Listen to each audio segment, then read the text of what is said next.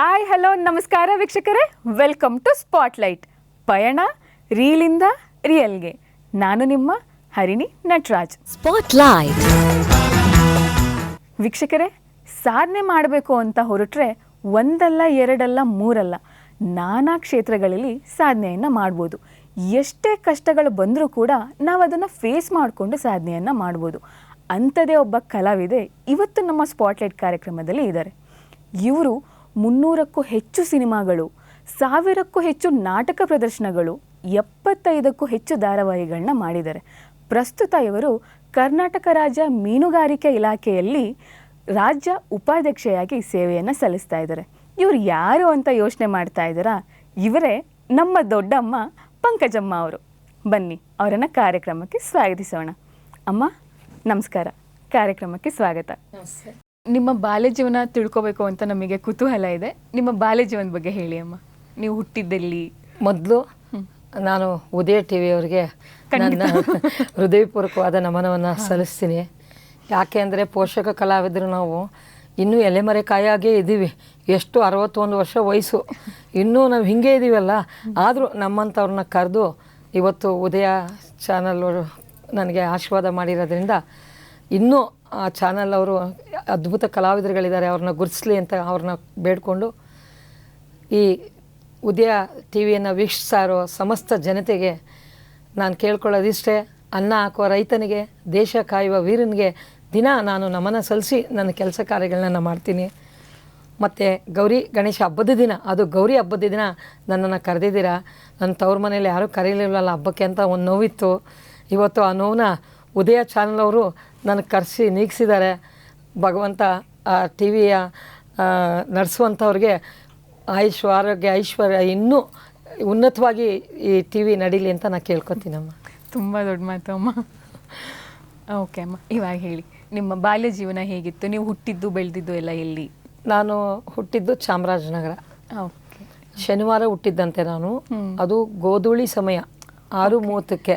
ನಾನೇನಾದರೂ ಗಂಡು ಮಗ ಆಗಿದ್ದರೆ ನಮ್ಮ ತಾಯಿಗೆ ಮರಣ ಇತ್ತಂತೆ. ನಾನು ಹೆಣ್ಣಾಗಿ ಹುಟ್ಟಿದ್ದರಿಂದ ನಮ್ಮ ತಾಯಿಗೆ ಏನಾಗಲಿಲ್ಲ. ಬಟ್ ಅವಾಗ ತುಂಬ ಗುಂಡುಗೆ ಯಾರು ನೋಡಿದ್ರು ಒಂದ್ಸರಿ ಎತ್ಕೋಬೇಕು ಮಗುನ ಅವ್ನು ಮುತ್ಕೊಡ್ಬೇಕು ಅಂತಿದ್ರಂತೆ. ಈಗಲ್ಲ, ಆಗ ಆ ಥರ ಇದ್ನಂತೆ. ಆವಾಗ ನಮ್ಮಮ್ಮ, ನಾನು ನಮ್ಮಮ್ಮನ ಜೊತೆನೇ ಯಾವಾಗ ಹೋದ್ರು ನಮ್ಮಮ್ಮನ ಸೆರಗ್ಬಿಟ್ಟು ಹೋಗ್ತಾನೆ ಇರಲಿಲ್ಲ. ತುಂಬ ನಮ್ಮಮ್ಮನ ಜೊತೆ ಇರ್ತಿದ್ದೆ ನಾನು. ಒಂದು 5-6 ವರ್ಷ ನನಗೆ ವಯಸ್ಸು. ಅವಾಗ ಏನಾಯ್ತು, ಅಲ್ಲಿ ಗರಡಿ ಮನೆ ಇತ್ತು ನಮ್ಮ ಮನೆ ಹತ್ರ.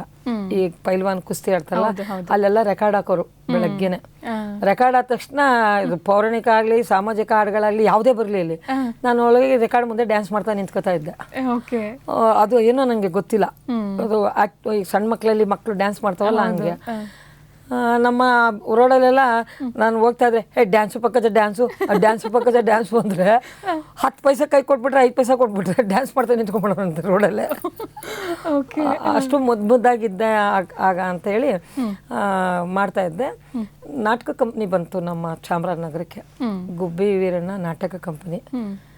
ಸುಮಾರು ನಾನು 6 ವರ್ಷ ಅಂದರೆ ಆಗ ಕಂಪ್ನಿಗಳು ಯಾವುದು ಟಿ ವಿ ಮಾಧ್ಯಮ ಇರಲಿಲ್ಲ. ಹೌದು ಹೌದು, ಯಾವುದು ಅಷ್ಟು ಇದಿರಲಿಲ್ಲ. ನಾಟಕ ಅಂದರೆ ಗಾಡಿ ಜನ ಕ್ಯೂ, ಟಿಕೆಟೇ ಸಿಗ್ತಾ ಇರಲಿಲ್ಲ, ಅಷ್ಟು ರಶ್ ಇರೋದು. ಲವಕುಶ, ಸಂಪೂರ್ಣ ರಾಮಾಯಣ ಎಲ್ಲ ನಾಟಕಗಳು ನಡೆಯುವಲ್ಲಿ. ನಾನು ಬಾಲ ಕಲಾವಿದೆಯಾಗಿ, ಈಗ ಮಗು ಒಂದು ಯಾವ್ದಾದ್ರು ಮಗು ಬೇಕು ಮಾತಾಡೋಕ್ಕೆ, ಪುಟ್ಬಿಟ್ಟು ಬಾಲ ಕಲಾವಿದರು ಬೇಕು ಅಂದರೆ ನಾನು ಕರೆಸೋರು. ನಮ್ಮ ತಂದೆ ತುಂಬ ದೊಡ್ಡ ಜಮೀನ್ದಾರರು, ತುಂಬ ಕುಟುಂಬ.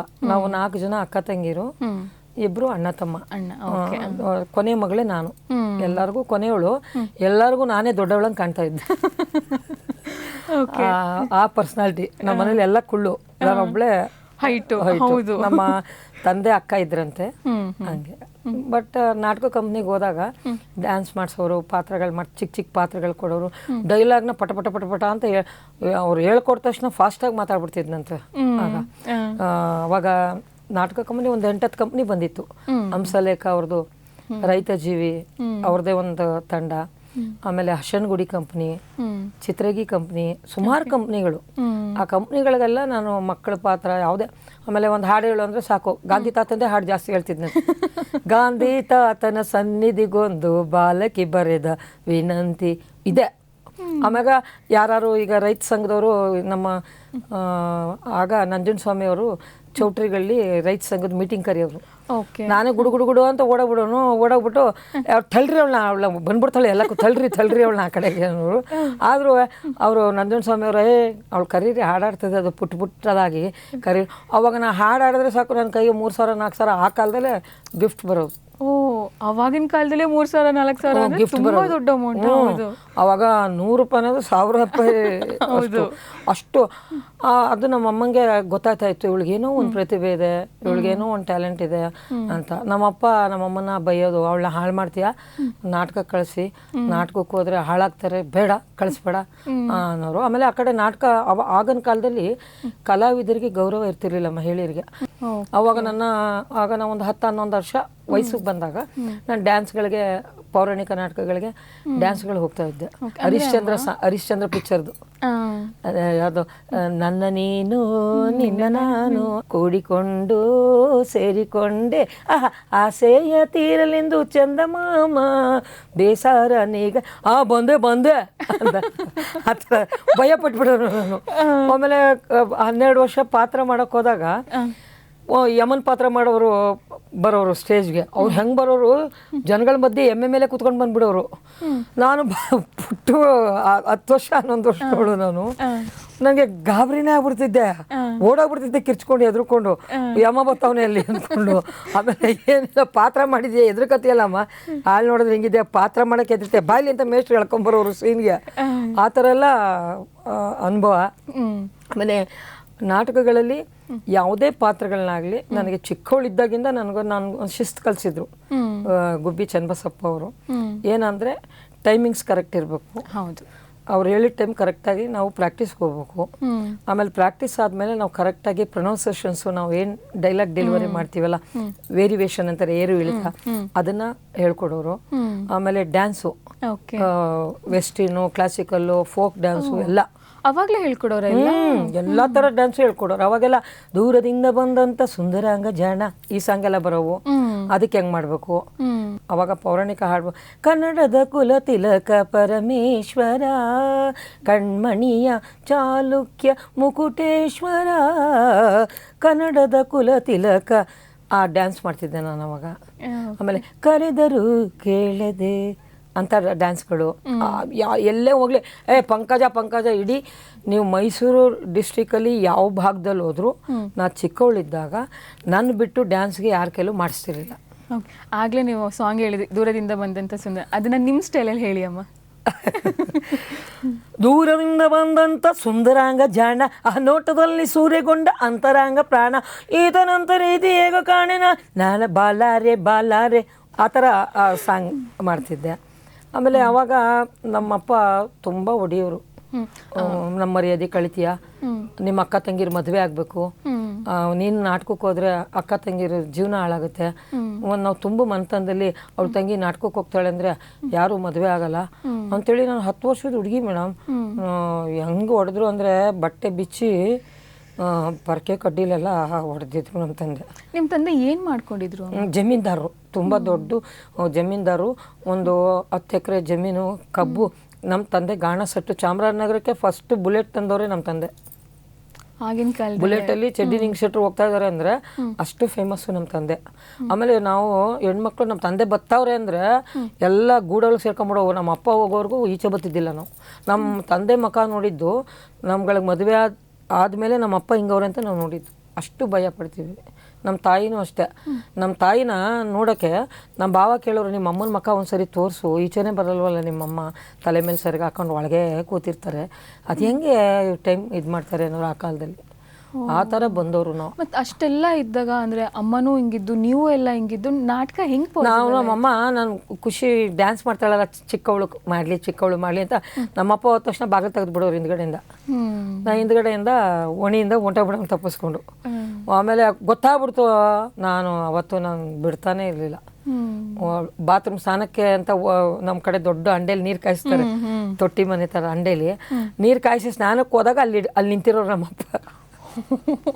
ಹೋಯ್ತೀಯಾ ನಾಟಕಕ್ಕೆ ಹೋಯ್ತೀಯಾ ನೀನು ಅಂತ. ನಮ್ಮಮ್ಮ ಇಲ್ಲ, ಅವಳಿಗೆ ಏನೋ ಒಂದು ಇದಿದೆ, ಮುಂದೆ ಅವಳಿಗೊಂದು ಒಳ್ಳೆ ಭವಿಷ್ಯ ಇದೆ, ಯಾಕೆ ಅವಳನ್ನ ಹೊಡಿಬೇಡಿ ಅಂತ ನಮ್ಮಮ್ಮ ಅಡ್ಡ ಹಾಕೋರು. ನಮ್ಮ ತಾಯಿ ನನಗೆ ತುಂಬ, ನಾನು ಇಷ್ಟು ಮಟ್ಟಿಗೆ ಬೆಳೆಯೋಕ್ಕೆ ನಾನು ಇವತ್ತು ಫಸ್ಟು ನಾನು ಯಾವ ದೇವ್ರಿಗೂ ಪೂಜೆ ಮಾಡಲ್ಲ ಮನೇಲಿ. ನನ್ನ ತಾಯಿ ತಂದೆ ಫೋಟೋಗೆ. ಯಾಕೆಂದರೆ ನನ್ನ ತಂದೆ ಮುಂದೆ ನಾನು ಕಣ್ಣ ನೀರು ತುಂಬ್ಕೊಂಡು ಹೇಳ್ತಾ ಇರ್ತೀನಿ, ನೀವು ನಾನು ಹಿಂಗೆ ಅಂತಿದ್ರಿ, ನಾನು ಇವತ್ತು 7 ಸ್ಟೇಟ್ ಅವಾರ್ಡ್ ತೊಗೊಂಡೆ, ಡಾಕ್ಟ್ರೇಟ್ ಕೂಡ ತೊಗೊಂಡೆ, ನಾನು ನನ್ನ ತನನ ಎಲ್ಲೂ ಬಿಡಿದೆ, ನನ್ನ ಗೌರವಕ್ಕೂ ಧಕ್ಕೆ ಬರದೆ, ನಮ್ಮ ಫ್ಯಾಮಿಲಿಗೂ ಇವಳು ಹಿಂಗೆ ನನಗೆ ನಾನು ನಡ್ಕೊಳ್ದೆ ಬಂದಿದ್ದೀನಿ. ನಿಮ್ಮ ಆಶೀರ್ವಾದ ನನಗೆ ಯಾವಾಗಲೂ ಇರಲಿ. ನನಗೇನಾದ್ರು ಪ್ರಾಬ್ಲಮ್ ಆದರೆ ಇಲ್ಲಿ ಬರೋದು, ಇಲ್ಲಿ ಬಂದು ಹಿಂಗೆ ಹೊಟ್ಟೋಗಿರುತ್ತೆ ಅವ್ರ ಆಶೀರ್ವಾದದಿಂದ. ಆವಾಗಲೇ ಆ ನಾಟಕಕ್ಕೆ ಅಷ್ಟು ಫೇಮಸ್ಸು. ಆವಾಗ ನಾಟಕಕ್ಕೆ ನನಗೆ ಪೇಮೆಂಟು ಆ ಕಾಲದಲ್ಲೇ 500 ರೂಪಾಯಿ 600 ರೂಪಾಯಿ ಕೊಡೋರು ಒಂದು ಡ್ಯಾನ್ಸ್ಗೆ. 2 ಡ್ಯಾನ್ಸ್ ಮಾಡಿದ್ರೆ ಪೇಮೆಂಟ್. ಯಾಕೆಂದ್ರೆ ಅದು ಹೃದಯದಿಂದ ಬರುತ್ತೆ, ಅಂತರಾಳದಿಂದ. ಈಗ ಹೇಳ್ಕೋಬೇಕು ಮನಸ್ಸಲ್ಲಿರೋದನ್ನ ಅನ್ನೋದು ಅದು ಕಲಾವಿದರಿಗೆ ಮಾತ್ರ. ಯಾಕೆಂದರೆ ಕಲಾವಿದರು ತಮ್ಮ ನೋವನ್ನು ತಮ್ಮ ಎದೆಯಲ್ಲೇ ಬಚ್ಚಿಟ್ಕೊಂಡು ಇನ್ನೊಬ್ಬರಿಗೆ ಖುಷಿ ಕೊಡುವಂಥ ವ್ಯಕ್ತಿತ್ವ ಇರೋದು ಕಲಾವಿದನೊಬ್ಬನಿಗೆ ಮಾತ್ರ. ಹೌದು, ಬೇರೆ ಯಾವನಿಗೂ ಸಾಧ್ಯ ಇಲ್ಲ. ಏನೇ ಕಷ್ಟ ಇದ್ರು ಹೆಂಗೆ ಇದ್ರು ಸ್ಕ್ರೀನ್ ಮೇಲೆ ನೋಡಿ ತಕ್ಷಣ ಪಾತ್ರ ಮಾಡ್ತಿರ್ತೀವಿ, ನಿಮ್ಮ ಅಣ್ಣ ಸತ್ತೋದ್ರು ಅಂತ ಹೇಳ್ಬಿಡ್ತಾರೆ. ನಾವು ಹೆಂಗಿರ್ಬೇಕು ಪಾತ್ರ ಮಾಡುವಾಗ? ರಕ್ತ ಹಂಚ್ಕೊಂಡು ಹುಟ್ಟಿರೋ ಅಣ್ಣ ಸತ್ತೋದು ಅಂದಾಗ ನಾನು ಮಾಡ್ತಾ ಇದ್ದೀನಿ, ಕಣ್ಣಲ್ಲಿ ನೀರು ಹೋಗ್ತಾನೆ ಇದೆ ಹಿಂಗೆ. ಎಲ್ಲ ಯಾಕೆ ಅಮ್ಮ ಅಳ್ತಾ ಇದ್ದಾರೆ, ಏನಾಯ್ತು ಕೇಳಿ ಅಂತಾರೆ. ಏನು ಮಾತಾಡಬೇಕು ಅಂತಲೇ ಗೊತ್ತಾಗ್ತಲ್ಲ. ಆಮೇಲೆ ನಮಗೆ ಲೆಕ್ಚರ್ ಸೀನ್ ಮಾತಾಡೋಕ್ಕೆ ಬಿಡ್ತಾರೆ ನಮಗೆ. ಆಗ ಅಳ್ತಾ ಹೇಳಿದೆ. ಆಗ ಜನ ಅಂದರು, ಕಳಿಸಿ ಪಾಪ ಅಮ್ಮನ ನಾಟಕನೇ ಮುಖ್ಯ ಏನಿಲ್ಲ. ಆಗ ಅಥಣಿಯಲ್ಲಿದ್ದೆ ನಾನು, ಇದು ಬಿಜಾಪುರ. ಅಲ್ಲಿಂದ ಕಳಿಸಿ ಅಂದರು. ನಾವು ಬರೋದ್ರೊಳಗೆ ಅಣ್ಣವ್ರ ಮಕ್ಕನೇ ಸಿಗಿಲ್ಲ ನನಗೆ. ಅದು ಒಂದೊಂದ್ಸರಿ ಜೀವನದಲ್ಲಿ ಕಲಾವಿದರಿಗೆ ಅವೆಲ್ಲ ನೋವು ದೂರ ಇರ್ತಾರೆ. ಅದಕ್ಕೆ ನಮ್ಮ ನೋವನ್ನ ಬಚ್ಚಿಟ್ಕೊಂಡು ಏನೇ ಬಂದರೂ ಸಮಾಜಕ್ಕೆ ಅರಿವು ಮೂಡಿಸೋಂಗೆ, ಸಮಾಜನ ತಿಳುವಳಿಕೆ ಕೊಡೋಂಗೆ, ಯಾವುದೇ ನಾಟಕ ಇರ್ಬೋದು, ಸೀರಿಯಲ್ ಇರ್ಬೋದು, ಶೂಟಿಂಗ್ ಇರ್ಬೋದು, ನಾ ಕೇಳ್ಕೊಳ್ಳೋದು ಇಷ್ಟೇ, ಸಮಾಜವನ್ನು ತಿದ್ದುವಂಥ ಕೆಲಸಗಳಾಗಬೇಕು. ಈಗನೇ ಯುವ ಪೀಳಿಗೆಗಳನ್ನು ತಿದ್ದುವಂಥ ಕೆಲಸ ಆಗಬೇಕು. ಈಗಿನ ಜನ್ರೇಷನ್ಸ್ ಅಂತೂ ಭಾಳ ಫಾಸ್ಟು. ಹೌದು ನೋಡಿ, ನಾವು ಆ ಕಾಲದಲ್ಲಿ ಜನಪದ ಗೀತೆ ತಾಯಿ ಬಗ್ಗೆ ನಾವು ಹೆಂಗೆ ಆಡ್ತಿದ್ವಿ, ತಾಯಿನೇ ನಮ್ಮ ಪ್ರಪಂಚ ಅಂತ ಆವಾಗ ಜನಪದ ಗೀತೆ ನಾ ಹಾಡ್ತಾ ಇದ್ದೆ. ದುಡ್ಡು ಕೊಟ್ಟರೆ ಬೇಕಾದ್ದು ಸಿಗುತ್ತೈತಿ ಈ ಜಗದಗೆ ಕಾಣ, ಹಡದ ತಾಯಿಯ ಕಳ್ಕೊಂಡ ಮ್ಯಾಲ ಮರಳಿ ಬರುವಳೇನ ತಮ್ಮ, ಮರಳಿ ಬರುವಳೇನ. ನಾವು ಹಾಡ್ತಿದ್ದು. ಈಗಿನ ಯುವ ಪೀಳಿಗೆಗಳು ಮೊಬೈಲು ಇದು ಅದು ಅವಳಿ ಬಂದಮೇಲೆ ಪ್ರೀತಿಯ ಪಾರಿವಾಳ ಆರಿ ಹೋತ ಗೆಳೆಯ, ಮನಸ್ಸಿಗೆ ತಳಮಳ ಮಾಡಿ ಹೋತ ಗೆಳೆಯ, ಮರಿ ಎಂದರಂಗ ಮರೆಯಲೋ ಗೆಳೆಯ, ಮರೆಯಲೆಂಗೋ ಗೆಳೆಯ. ಈಗ ಲವ್ ಪವು ಅಂತ ತಾಯಿ ತಂದೆಗೆ ಕೇಳದೆ ಓಡೋಗೋದು ಮಕ್ಕಳು, ತಾಯಿ ತಂದೆಗೆ ನೋವು ಕೊಡೋದು ಇದೇ ಆಗಿದೆ. ನಮ್ಮ ಕಾಲದಲ್ಲಿ ನಾವು ಹೆದರಿ ಅಂಜಿ ಬದುಕಿದರೆ ಗಂಜಿ ಸಿಗುತ್ತೆ ಅಂತ ಹೇಳೋರು. ಸೋತು ಜೀವನದಲ್ಲಿ ಯಾರು ಬರ್ತಾರೋ ಅವರು ಎಲ್ಲನೂ ಗೆಲ್ಲಕ್ಕೆ ಸಾಧ್ಯ. ಜೀವನದಲ್ಲಿ ಯಾರು ನಂದೆ ಏನೋ ಅಂತಾರಲ್ಲ, ಅವರು ಜಾಸ್ತಿ ನೀರಿನ ಮೇಲಿನ ಗುಳ್ಳೆ. ಹೌದು. ಆನೆ ಹೋಗ್ತಾ ಇದ್ರೆ ಅದು ಭೂಮಿ ತೂಕೋದು ಪ್ರಾಣಿ, ಅದು ಇದ್ರ ಬೆಲೆ ಹೋದ್ರೂ ಬೆಲೆ. ಹಂಗೆ ಬದುಕಬೇಕು, ಇಲ್ವಾ ಬದುಕಬಾರ್ದು. ನೋಡಿ, 3 ಕೋಟಿ ದೇವತೆಗಳನ್ನು ಪೂಜಿಸೋ ಬದಲು ನಾವು ದೇವರು ಅಂತ ಪೂಜೆ ಮಾಡ್ತೀವಲ್ಲ, ಯಾರು ತಂದೆ ತಾಯಿಯನ್ನು ಗೌರವ ಕೊಡದೆ ತಂದೆ ತಾಯಿಯನ್ನು ಪೂಜಿಸದೆ ಇರ್ತಾರಲ್ಲ, ಅವ್ರಿಗೆ ಭಗವಂತ ಎಲ್ಲೂ ಒಲಿಯಲ್ಲ. ಸಾಂಗೇ ಇದೆ, ಅಮ್ಮ ಎಂದರೆ ಏನೋ ಹರುಷವೋ ಅಂತ. ನಿಮ್ಮ ಮತ್ತು ನಿಮ್ಮ ತಾಯಿಯ ಬಾಂಧವ್ಯ ಹೇಗಿತ್ತು? ಅವ್ರು ನಿಮಗೆ ಎಷ್ಟು ಸಪೋರ್ಟ್ ಮಾಡ್ತಾಯಿದ್ರು? ಜೀವನದಲ್ಲಿ ನಾವು ಏನು ಬೇಕಾದ್ರೂ ತಗೋಬೋದು, ಏನು ಬೇಕಾದ್ರೂ ಗಳಿಸ್ಬೋದು. ಹೌದು. ತಾಯಿ ಅನ್ನೋ ವಸ್ತುನ ತಗೊಳಕ್ಕೂ ಆಗಲ್ಲ, ಗಳಿಸೋಕ್ಕೂ ಆಗಲ್ಲ. ಅವ್ರು ನಾನು ಬಿಡ್ತಾನೇ ಇರಲಿಲ್ಲ. ಸೆರಗು ಎಲ್ಲ ಅನ್ನೋರು ಏನು ಬಸವನಿಂದ ಬಾಲ ಅಂತಾರಲ್ಲ, ಹಂಗೆ ಕರ್ಕೊಂಡಿತ್ತಿ ಅವಳನ್ನ ಅಂತ ಬೈಯೋರು ನಮ್ಮಮ್ಮನ. ಅವ್ರಿಗೆ ಯಾರ ಮೇಲೂ ಇಷ್ಟ ಇರಲಿಲ್ಲ. ನಾನು ಕಂಡ್ರೆ ಅಷ್ಟು ಪ್ರಾಣ ನಮ್ಮ ತಾಯಿ ಮಗಳು. ನಾನು ಯಾವಾಗಲೂ ಮಲ್ಕೋಬೇಕಾದ್ರೆ ನಾನು ಜೊತೆಲಿರ್ಬೇಕು ನಮ್ಮಮ್ಮನಿಗೆ. ಹಿಂಗೆ ತೋಳ ಮೇಲೆ ನಾನು ತಲೆ ಹಾಕೊಂಡು ಮಲ್ಕೊಂಬಿಡೋರು. ಬಿಡ್ತಾನೆ ಇರಲಿಲ್ಲ. ಸಾಯುವಾಗಲೂ ಯಾವ ಹೆಣ್ಣಾಗಲಿ ತಾಯಿ ಸಾವನ್ನ ಕಣ್ಣಿಂದ ನೋಡಬಾರ್ದು, ಗಂಡನ ಸಾವು ಕಣ್ಣಿಂದ ನೋಡಬಾರ್ದು ಅಂತಾರೆ. ಹಂಗೆ ನಮ್ಮ ಅಮ್ಮನ ಸಾವು ಮನೆಯವ್ರ ಸಾವು ಎರಡು ಕಣ್ಣಿಂದ ನೋಡ್ಬಿಟ್ಟೆ ನಾನು. ಯಾಕೆಂದರೆ ಹಿಂಗೆ ಮಲಗಿದ್ದೆ, ನಮ್ಮ ಅಕ್ಕ ಅಲ್ಲಿ ಕೂತಿದ್ಲು, ನಮ್ಮ ಅಕ್ಕ ಇನ್ನೊಬ್ಬರು ಮೆಚೂರ್ಡ್ ಆಗಿದ್ಲು. ಆ ಅಕ್ಕ ನನ್ನ ಗಾಂಧಿ ಅಂತ ಕರೆಯೋರು, ಇಂದಿರಾ ಗಾಂಧಿ ಅಂತ. ಚಿಕ್ಕ ಹುಡುಗಿ ಇದ್ದಾಗ ನಾನೇನು ಮಾಡಿದ್ದೆ, ಇಂದಿರಾ ಗಾಂಧಿ ಅವ್ರು ನೋಡ್ಬಿಟ್ಟು ನಂಗೆ ಅದೇ ಥರ ಕಟ್ಟಿಂಗ್ ಮಾಡಿಸು, ನಂಗೆ ಅದೇ ಥರ ಕಟ್ಟಿಂಗ್ ಮಾಡಿಸು ಅಂತ ಜಗಳ ಮಾಡಿಕೊಂಡು ಈ ಗಂಡು ಮಕ್ಳಿಗೆ ಕಟ್ಟಿಂಗ್ ಮಾಡ್ತಾರಲ್ಲ ಆ ಶಾಪಿಗೆ ಕರ್ಕೊಂಡೋಗಿ ಕೂತ್ಕೊಂಡ್ಬಿಟ್ಟಿದ್ದೆ ನಾನು. ನಂಗೆ ಇಂದಿರಾ ಗಾಂಧಿ ಥರ ಕಟ್ಟಿಂಗ್ ಮಾಡು ಅಂತ ಜಗಳ ಆಡ್ಕೊಂಡು. ಈ ಹುಡುಗಿ ಏನ್ರಿ ಇಷ್ಟು ಚಿಕ್ಕದು ಹಿಂಗೆ ಬಂದು ಇಲ್ಲಿ ಗಲಾಟೆ ಮಾಡ್ತದೆ, ಇವ್ರ ಮನೆಗೆ ಅವ್ರ ಅಪ್ಪ ಅಮ್ಮ ಕಟ್ ಮಾಡಿ ನಾನು ಹೊಡಿತಾರೆ, ಕರ್ಕೊಬೋಗಿ ನಿಮ್ಮ ಮನೇಲಿ ಯಾರನ್ನಾರು ಅಂದರು. ನಮ್ಮ ಅಣ್ಣನ ಕರ್ಕೊಂಡೋದೆ, ಬಂದ ನನಗೆ ಕಟ್ಟಿಂಗ್ ಮಾಡಿದ್ರೆ ಅವಾಗಿಂದ ಎಲ್ಲ ನನ್ನ ಇಂದಿರಾ ಗಾಂಧಿ ಥರ ಕಾಣ್ತಾಳೆ, ಇಂದಿರಾ ಗಾಂಧಿ ಗಾಂಧಿ ಗಾಂಧಿ ಗಾಂಧಿ ಅನ್ನೋಕೆ ಶುರು ಮಾಡಿಬಿಟ್ರು.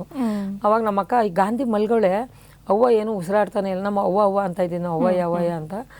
ಅವ್ವಯ್ಯ ಏನು ಉಸಿರಾಡ್ತಾ ಏನು ಮಾತಾಡ್ತಾ ಇಲ್ಲ, ಹೋಗಿ ಮಾತಾಡ್ಸೋಮ್ಮ ಅಂದು. ನಮ್ಮ ಅಕ್ಕ ಬಂದು ಅಯ್ಯೋ ಅವ್ವ ಉಸಿರೇ ಇಲ್ಲ ಕಣೆ ಅಂದ್ರೆ ಹಿಂಗೆ ಹಿಡ್ಕೊಂಡ್ಬಿಟ್ಟಿದ್ರು ನಮ್ಮಮ್ಮ. ನನ್ನ ಬಿಡಿಸ್ಬೇಕಾದ್ರೆ ಕೈಯಿಂದ ತುಂಬ ಶ್ರಮಪಟ್ಟು ಬಿಡಿಸಿದ್ರು. ನಾವು ಸತ್ತೋದ್ರೆ ನಾನು ಸತ್ತೋತೀನಿ, ನಾ ಬಾವಿಗೆ ಬಿದ್ದೋಯ್ತೀನಿ ಅಂದ್ಬಿಟ್ಟು ಓಡೋಗೋನು ಬಾವಿಗೆ ಬೀಳೋಕ್ಕೆ, ಎಲ್ಲರೂ ಒಳೆ ಕಂಡ್ರೆ ನೀರಿಗೆ ಬಿದ್ದುಬಿಡ್ತೀನಿ ಅಂತ ಓಡೋಗೋದು. ಹಂಗೆ ಮಾಡ್ತಿದ್ದೆ ನಾನು. ಇರಲ್ಲ ಅವ್ವ ಇಲ್ಲ ಅಂದರೆ ನಾ ಇರಲ್ಲ. ಆಮೇಲೆ ನಮ್ಮಪ್ಪ ಹೊಡಿಯೋರು ಎಲ್ಲೂ ಕಳಿಸ್ತಿರ್ಲಿಲ್ಲ, ಕಾಲಿಗೆ ಕಟ್ ಹಾಕ್ಬಿಟ್ರು. ನಮ್ಮಪ್ಪ ರೂಮಲ್ಲಿ ಕೂಡ ಹಾಕ್ಬಿಟ್ಟು ಇಷ್ಟು ದಪ್ಪ ಕೊಂಟು ಹಾಕ್ಬಿಟ್ಟು ಬೀಗ ಹಾಕ್ಬಿಟ್ರು.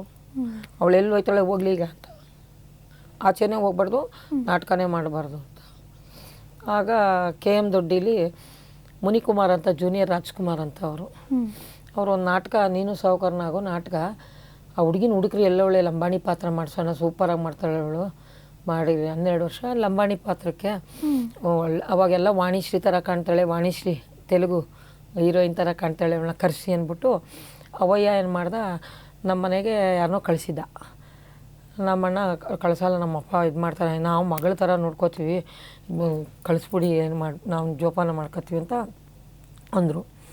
ಬೀಗ ತೆಗ್ದು ನಮ್ಮಕ್ಕ ಏನೋ ಹೋಗಲಿ, ಕಾಸು ಸಿಗುತ್ತೆ ನಮ್ಮ ಅಕ್ಕಂಗೆ ಮನೆಗೆ, ಏನಾರು ಬೇಕಾಗುತ್ತೆ ಅಂದ್ಬಿಟ್ಟು ಅವಳು ಸ್ವಲ್ಪ ಅವ್ರಿಗೆ ಪೌಡ್ರು ಸ್ನೋವು ಅವೆಲ್ಲ ಉಚ್ಚಿತ್ತು ಆ ಕಾಲದಲ್ಲಿ.